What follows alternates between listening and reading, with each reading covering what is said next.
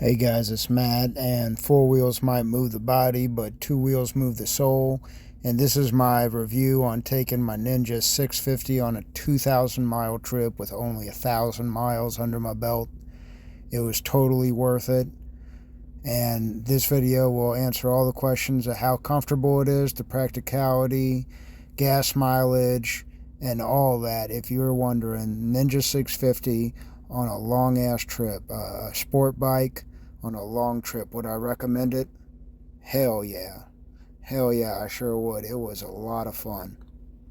So the biggest thing is the comfort, right? I mean, for a sport bike, this was a lot more comfortable than you'd think. It doesn't have clip-ons. It's not a 600 class or a liter bike.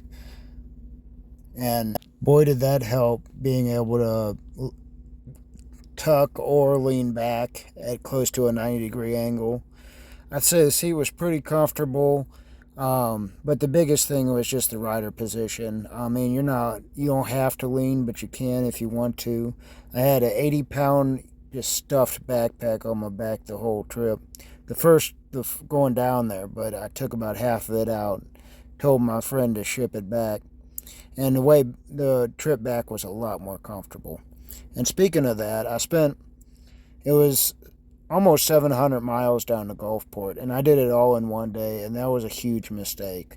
Now, 500 miles on a bike is, it's easy to do on a car, but on a bike, it's just way too much. Now, a big thing that was a big priority for me was gas mileage, and that was primarily the reason why getting a bike. One big reason. And I usually end up getting 70 miles per gallon around town. When you fill up, you only have to put about 2 gallons in, $5. But on this trip, I ended up doing a lot faster than I do around town. I kept it around 75, so I ended up getting 60 miles per gallon.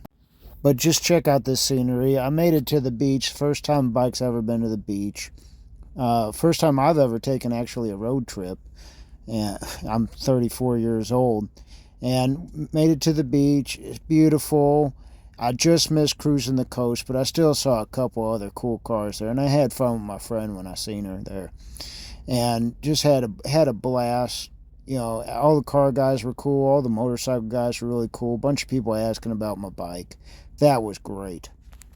Now, one big thing is when I left out, it was 45 degrees, and I knew it was going to be in the 80s when I got to Alabama and Mississippi. So big thing is your gear. And I had these coveralls that I wound up and strapped to my backpack. Didn't put them inside. They're bulky. I wore those whenever it got below, let's say 65, 60. And then I wore my leather coat, my riding pants, and my boots. And I bought heated socks for the trip, and that was a big thing too. And you could see earlier I had my fleece hoodie and my fleece gaiter on. That really helped out, and I had my winter gloves too. Squat down. But boy, that backpack was a pain, and yeah, I'm gonna get saddlebags. But once I got to the beach, I just wore my regular gear, shirt, jacket, my riding pants and shorts or swimsuit, and emptied out a lot of my backpack, carried around my gallon of water. But it was just a real enjoyable trip, and I'm real glad I did it.